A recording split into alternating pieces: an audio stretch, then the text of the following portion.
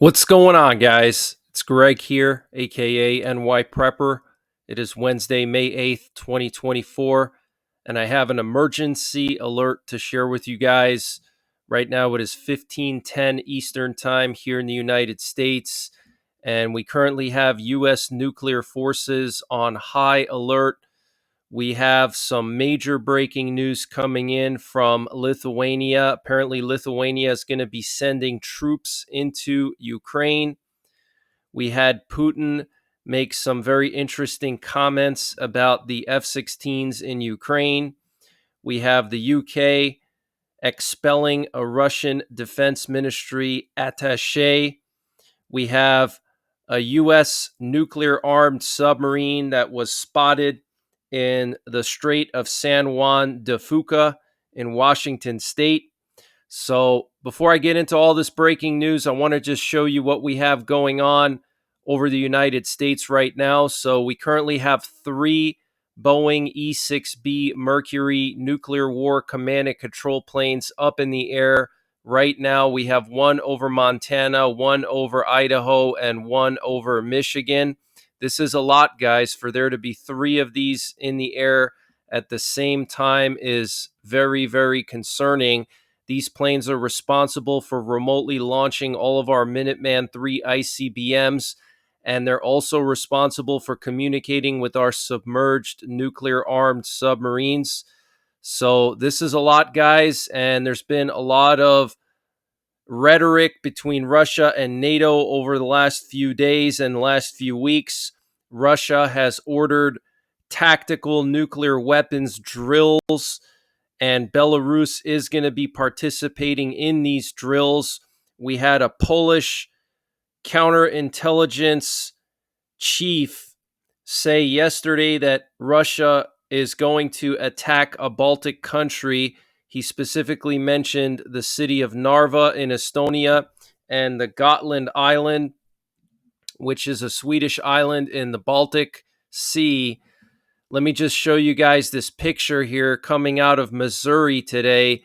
Here we have a B-2 stealth bomber that was spotted in the air near Whiteman Air Force Base. This was sent to me by a subscriber who lives near Whiteman Air Force Base, and apparently this thing was looping near Whiteman all morning, and Whiteman Air Force Base is the main base of our B-2 bombers. But what's interesting about this B-2 is that there was also aerial refueler that was present, and also an E-6 Mercury that was looping in the same area as the B-2. So we have a heightened level of alert of our nuclear forces, and I'm going to be monitoring that. And if anything escalates, I will definitely go live. And we also had potentially a B-1 strategic bomber flying over Germany last night. It had the call sign Bones 2, and it had no information about it at all. No call sign, nothing about the type of plane or the registration or anything. And it was actually squawking a 7700, which is an emergency squawk. So potentially a B-1 strategic bomber flying over northern Germany late last night. And what's interesting is it was also accompanied by several German Air Force planes that had no information on them at all. Okay, no aircraft type, no registration, nothing. Okay, about half a dozen of these German Air Force planes flying in the same area as that B-1. So something interesting was happening last night just north of Hamburg. And this update was sponsored by My Patriot Supply. Guys, My Patriot Supply is doing a discount on their 1-month emergency food supply. And to get the deal, you got to go to preparewithnyprepper.com, and the link is in the description below this video. This is a 1-month freeze-dried food supply. It has a 25-year shelf life. Normal price is $237. They've dropped it down to $177. So that's a savings of $60. and it's all packed within 2 rugged, water-resistant buckets. Free shipping is included.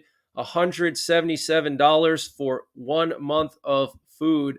Where are you going to find a deal like that? They also have a general store, and they're always running discounts in their general store on various prepping and survival items. They have everything from MREs, potassium iodide, to survival seeds. And to get to their general store, you got to click on the My Patriot Supply logo at the top of the page when you get to preparewithnyprepper.com. And you'll see when you get there, they have everything you can imagine. So use the link preparewithnyprepper.com to get $60 off the My Patriot Supply 1 month emergency food supply. That's $180 for 1 month of food, free shipping included. The link is in the description below this video. And also check out their general store. They have everything you can imagine prepping and survival related, and they're always running various discounts there. In Germany, potentially several B-1 strategic bombers were mobilized. For what reason, I have no idea, but this is extremely unusual, okay? We also had this Ohio-class sub spotted in the Strait of San Juan de Fuca, which is in Washington state. It was heading out from the Bangor Kitsap base, which is the main base for our nuclear-armed submarines. Most of our nuclear-armed submarines are in Bangor Kitsap. The rest are in Kings Bay, Georgia. This is the USS Nebraska, okay, and it was spotted actually on May the 6th, heading out to sea, okay? So this could be an indication that our nuclear forces are on high alert. Normally, not all of our nuclear-armed subs are out at sea. Usually about half of them are in port and half of them are out at sea. And the reason why we keep half in port is that usually half of them are undergoing some stage of maintenance or replenishment, and then the other half are on combat patrol. So if we're sending an extra one out, that means that we're on higher alert than we were before. And Putin said recently that American-made F-16 multifunctional aircraft are expected to appear in the Ukrainian theater of operations. Regardless of the modifications of these aircraft, we will perceive them as carriers of nuclear weapons and consider this step by the United States and NATO as a deliberate provocation. Okay, so if you guys are not aware, F-16s can carry the B-61 nuclear gravity bombs produced by the U.S. The B-61 nuclear gravity bomb, depending on its modification, can have a blast yield of up to 340 kilotons, and it's a guided gravity bomb, so it's actually pretty accurate, and one F-16 can carry 2 B-61s, and so that turns the F-16 into basically a nuclear bomber. Now, a lot of European countries are switching over to F-35s, and the F-35s were just recently cleared to carry and deploy the B-61 nuclear gravity bombs, and countries like Poland have put in massive orders of F-35s. Poland ordered 32 F-35s, basically turning those F-35s into mini stealth bombers in the event of an escalation between NATO and Russia. Each one of those Polish F-35s could carry B-61s. Poland has officially requested to join the NATO nuclear strike mission, and I have no doubt that they're going to be approved for that, especially if Trump gets elected, because Trump is good friends with the Polish president and highly reveres the Polish nation. And we have this official press release from TASS saying that Belarusian forces will rehearse tactical nuclear strikes as part of a snap readiness test. TASS is a Russian state news agency. An Iskander missile system battalion and a squadron of Sukhoi 25 airplanes are being brought to readiness to perform planned missions. Belarusian forces are set to rehearse efforts to plan and deliver tactical nuclear strikes as part of a snap readiness test that just got underway, Belarusian Defense Minister Viktor Krenin said.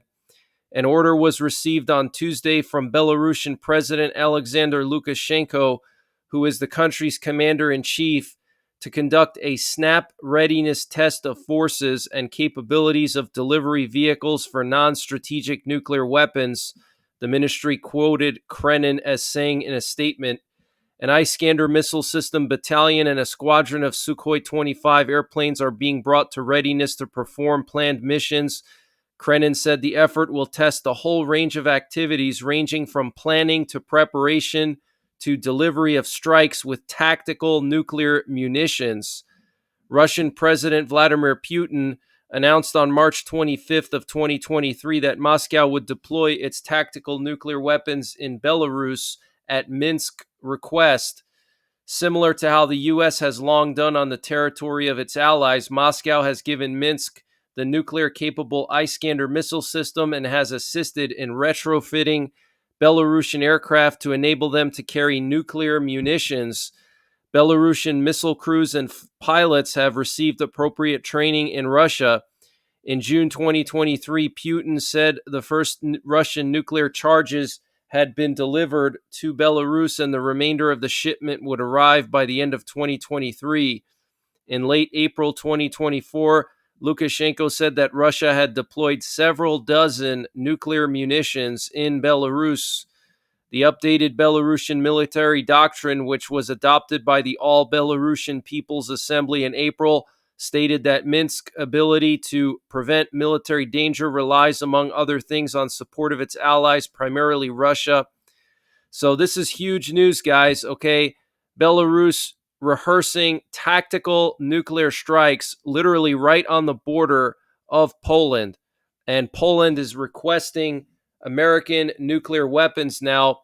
So as you can see, there's a massive escalation here between Belarus and Poland. Tensions are extremely high. And yesterday I reported that a bunch of Western ambassadors fled from Moscow. Well, today the British government expelled the Russian Defense Ministry attaché as an undeclared military intelligence officer, basically accusing the Russian Defense Ministry attaché of being a spy, okay, and kicking that person out. And multiple Western ambassadors left Russia yesterday and over this past weekend. So something huge is about to go down, guys. I'm telling you, Russia and Belarus will attack the Baltics, and they're not going to wait 2 years or 3 years or 5 years like NATO is saying. They're going to do it now while Russia has the momentum, before NATO can prepare, before NATO can arm the Baltics and move forces to the Baltics. Russia will attack the Baltics now, not in 5 years, okay? So when that happens, I expect massive escalation, massive panic. The West is going to panic because NATO so far has not been attacked directly by Russia before. This would be historic. Even during the Cold War, Russia never actually attacked NATO directly, but this would be the first time that Russia invades a NATO country. I think they're going to try to create a land bridge to Kaliningrad, and I think they're going to also try to occupy a part of the Baltic countries. They may not try to take all of the Baltic countries, but all they have to do is just enter maybe 10 or 20 miles, and that would be enough to test NATO, see what NATO's responses are like, and to give NATO something to focus on besides Ukraine.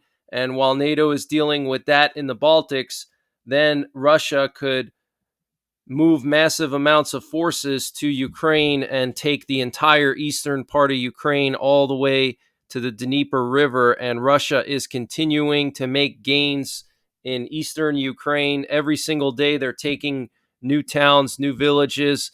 So very serious situation. Here we have some footage coming out of Belarus showing the Belarusian army loading these nuclear-tipped Iskander missiles into the launcher, and these Iskander missiles are basically like a modern Scud. They're a short-range ballistic missile. I think the range is up to 200 or 300 miles. Let me just play this for you. Силами Республики Беларусь на проведение внезапной проверки сил и средств носителей нестратегического ядерного оружия. Готовность к выполнению задач по предназначению приводится оперативно-тактический комплекс «Искандер» и эскадрилья тактических самолетов Су-25. Данная проверка будет проведена строго в соответствии с регламентом, установленным главнокомандующим.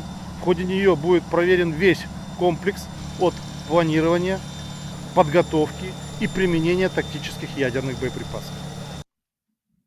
So he's saying something about nuclear weapons, ядерная припасы, which means nuclear supplies.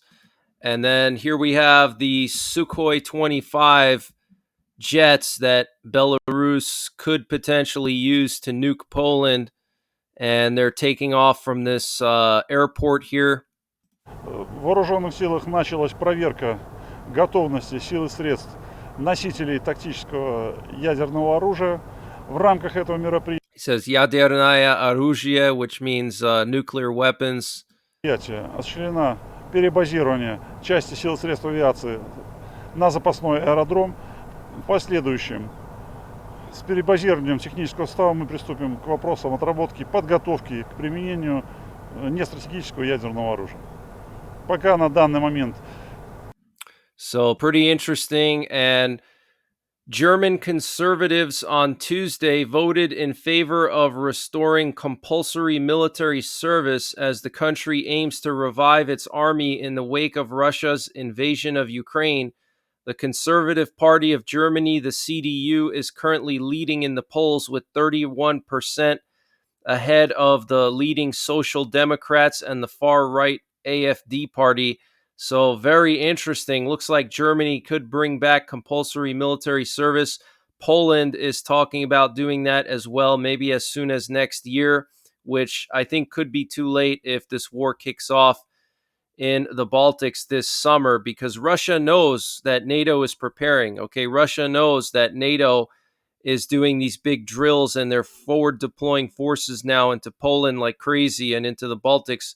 Putin's not stupid. He knows that his window of opportunity could be closing, especially once Trump gets elected, because if you notice, Putin did not invade Ukraine when Trump was president because I think he was scared of Trump, and Trump was very pro-Poland. He sent a lot of U.S. military forces into Poland, so I have no doubt that Putin is going to try to do something before the end of Biden's term. And Lithuania is ready to send soldiers to Ukraine as part of a training mission, according to the Financial Times, citing Lithuanian Prime Minister Šimaitė. Šimaitė told the Financial Times that she had authorization from Parliament to send troops to Ukraine for training purposes.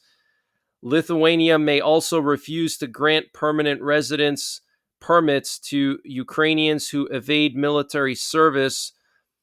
The Financial Times also quoted the Lithuanian Prime Minister, "We will not arrange deportations or look for Ukrainian men in the country because that would be illegal," she added, noting that the EU guarantees them protection until March 2025.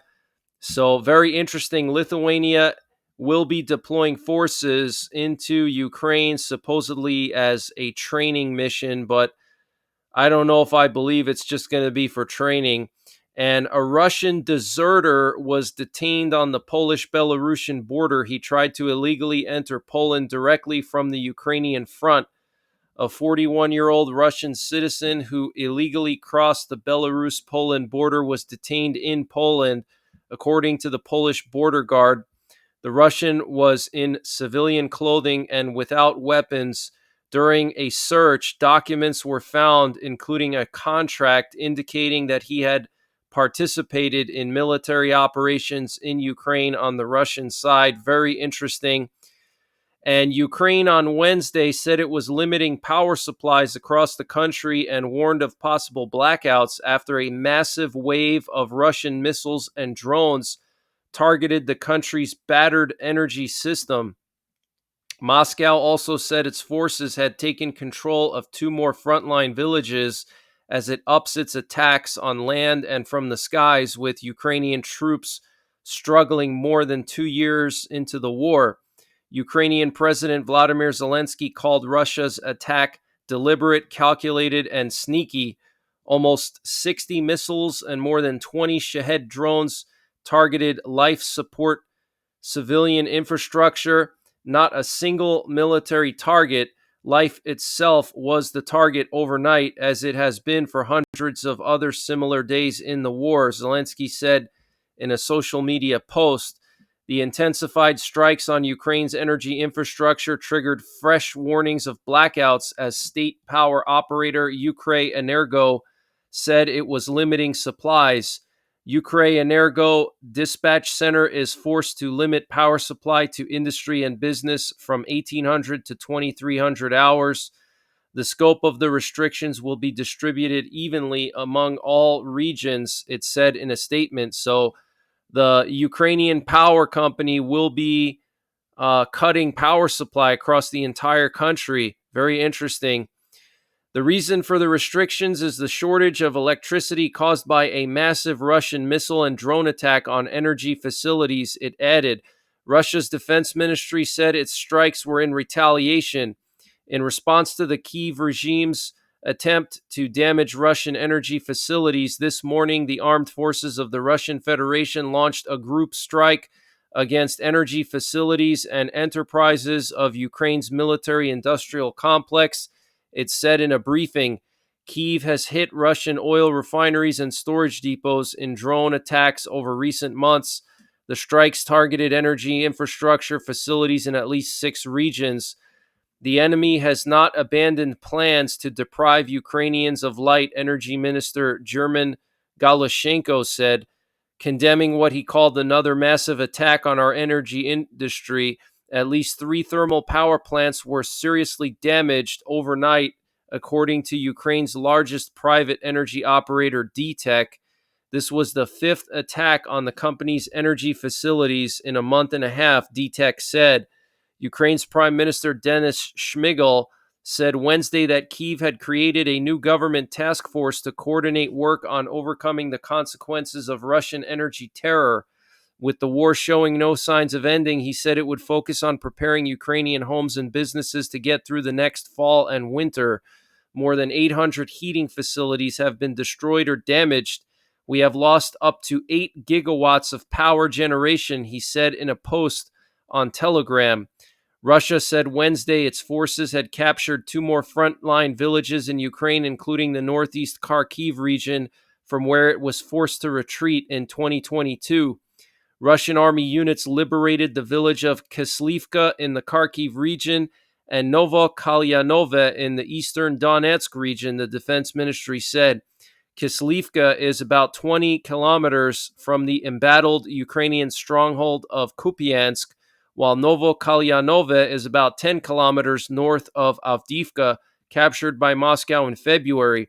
Moscow has notched up a number of territorial gains since seizing Avdiivka as it presses an advantage in manpower and ammunition on the battlefield. Kyiv says the arrival of long-delayed U.S. military supplies will help it stabilize the situation on the front lines.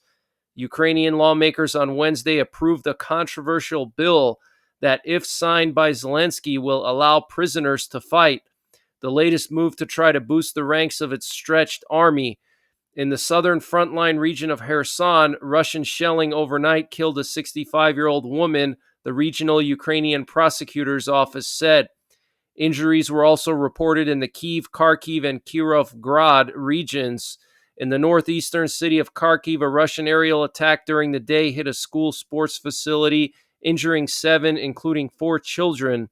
Kyiv said Moscow has escalated attacks from the air and on land in a bid to secure a slew of successes ahead of May 9th, when Russia marks victory in World War II. So the situation in Ukraine is not looking good. Ukraine is continuing to lose territory. Russia has made a massive breakthrough just northwest of Avdiivka near Acheretine, and they're continuing to gain land every single day and take more and more land every single day. And we haven't even seen the Russian offensive yet.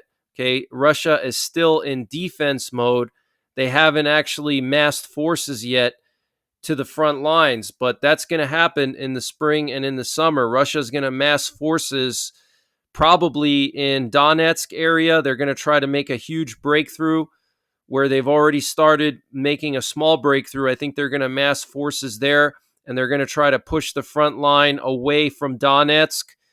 And also, I think they're going to come in from Sumy and go south towards Poltava to try to cut off Kharkiv and potentially encircle Ukrainian forces in central Ukraine.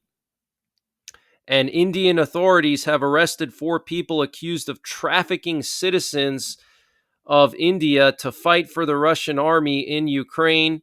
And what you're looking at here is some interesting activity over northern Poland, right next to Russia.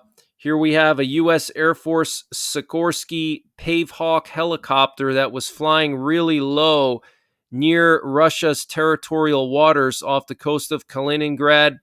And then there was a Polish Air Force Saab AWACS plane that was also flying close to the Russian border here.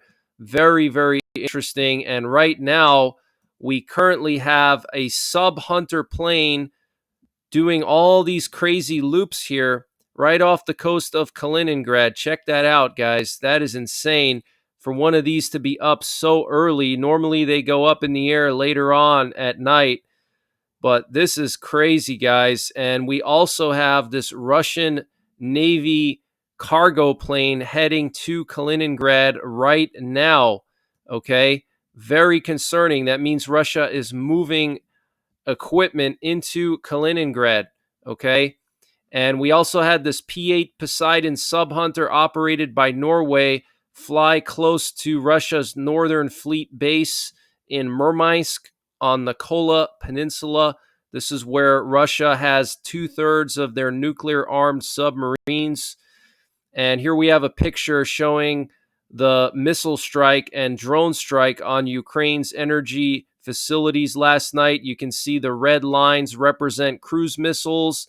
The light blue lines or turquoise lines represent Shahed drones. And the yellow line here is a hypersonic missile. So you can see a lot of strikes in western Ukraine last night, but basically they hit all of Ukraine. And we also have this update from the Ukrainian, and we also have this update from the UK Defense Intelligence Agency saying that Russia has now fitted new warheads on their cruise missiles. Apparently, they've attached a second warhead to their cruise missiles, and the purpose of this would be to make it harder for Ukraine to shoot them down with 2 warheads instead of 1. So Russia is adapting to Ukraine's air defense. And we have the Israeli Prime Minister Benjamin Netanyahu meeting CIA Director Bill Burns today. Very interesting. And I don't think the Rafah operation will start until they conclude this meeting. And there was a battle on the border of Israel and Lebanon today. Hezbollah fired more than 50 anti-tank guided missiles so far today. And they also used various types of rockets and drones. This is a significant escalation by Hezbollah. In response, the IDF killed 5 Hezbollah operatives and bombed over 20 sites in southern Lebanon used by Hezbollah. Defense Minister Yoav Gallant warned again today that Israel will go to war against Hezbollah if needed. And Russia is saying that Israel must comply with international law in Rafah. Isn't that funny that Russia is saying Israel has to comply with international law? Meanwhile, they can literally bomb cities and hospitals and schools and energy infrastructure in Ukraine. The commander of the Hamas naval force in Gaza City was apparently eliminated today. And here we have a video of Lloyd Austin speaking at a Senate hearing about how the U.S. withheld weapons from Israel. So let's just listen to what he has to say here. We are currently reviewing some near-term security assistance shipments in the context of unfolding events in Rafah. So you agree with the pause And you were consulted and agree with the pause, Mr. Secretary? I think we haven't made any decisions. We did pause as we reevaluated some of the security assistance that we're providing So we've been very clear, Senator, as you know, from the very beginning that Israel shouldn't launch a major attack into Rafah without accounting for and protecting the civilians that are in that battle space. And again, as we have assessed the situation, we paused one shipment of high payload munitions. And again, I think we've also been very clear about the steps that we'd like to see Israel take to account for and take care of those civilians before major combat takes place. We certainly would like to see no major combat take place in Rafah, but certainly our focus is on making sure that we protect the civilians. And we've not made a final determination on how to proceed with that shipment. And I would highlight that this shipment doesn't have anything to do with the supplemental appropriations that you just. So very interesting, guys. Okay, basically, he's confirming what all of us probably suspected, is that the Biden administration doesn't want Israel to go into Rafah, so they're withholding all this military equipment, specifically thousands of bombs that were supposed to go to Israel have not been sent there. Israel already paid for these bombs, from what I understand. They already purchased them. It's not like we're giving them to Israel for free. They already purchased them. Okay, so I don't even know if it's legal what they're doing. So this is absolutely despicable for the Biden administration to do this. And here we have the flight path of a UK reconnaissance plane that was flying near Lebanon and Syria earlier this morning. And here we have a French warship that just deployed from the island of Crete and was heading towards the Eastern Mediterranean, potentially to support Israel in their Rafah operation, to function probably as a security element. And Germany, France, and other European countries are deploying ships and aircraft to the Pacific at an unprecedented scale, joining Japan and the U.S. on exercises in the South China Sea in a show of force to counter China and Russia. A German fleet of frigates and supply ships set sail from Wilhelmshaven, Germany, and other places on Tuesday, heading to the Pacific Ocean via the Atlantic. And here's a picture of one of those German frigates. After participating in the U.S. Navy-led Rim of the Pacific maritime exercise this summer, the ships will pass through the South China Sea, home to a host of conflicting island and maritime territorial claims, including those by China and the Philippines. France and Italy will also participate in RIMPAC, Nikkei has learned. German Foreign Minister Annalena Baerbock visited the Philippines in January and criticized China's actions in the South China Sea. Europe will also integrate a large number of aircraft to the Pacific at the same time. Germany, France, and Spain will send an air fleet that includes Eurofighter Typhoon jets and refueling and transport planes to the Indo-Pacific for exercises with Japan, the U.S., and Australia. And this is crazy, guys. So they're sending frigates, they're sending Eurofighter Typhoons to the Pacific, and Australia is going to be receiving American nuclear-powered submarines, and they're also going to be receiving, I think, several hundred Tomahawk missiles. So it's clear that the U.S. is concerned about a war in the Pacific.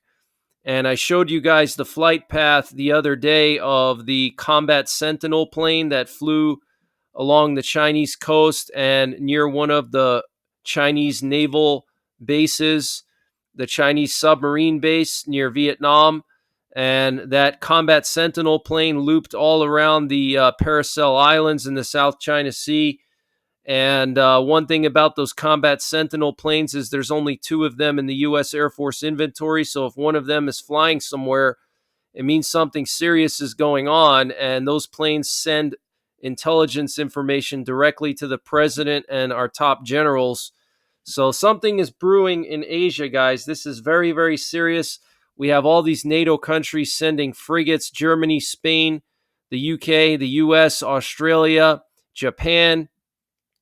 Just absolutely insane. So things are continuing to spiral out of control in the Asia Pacific region. The UK dispatched an aircraft carrier to Japan under the AUK-US trilateral security framework between the US, the UK, and Australia in 2021. Some European warships have been sent through the Taiwan Strait. Around the same time, Germany sent a frigate to Japan. Germany will send far more equipment this time, and even countries like Spain and Italy, which historically have shown little interest in Asian diplomacy, are joining. The deployments come at a time of increased contacts between China and Europe. German Chancellor Olaf Scholz visited China last month, accompanied by German business executives. On Monday, French President Emmanuel Macron met with Chinese President Xi Jinping in Paris and discussed economic exchanges. At the same time, Europe is deploying both naval and air forces to the Pacific, trying to deepen relations with Japan, South Korea, and India. So this is crazy, guys. And the U.S. Navy is reporting that they sent a guided missile destroyer, the USS Halsey, through the Taiwan Strait recently.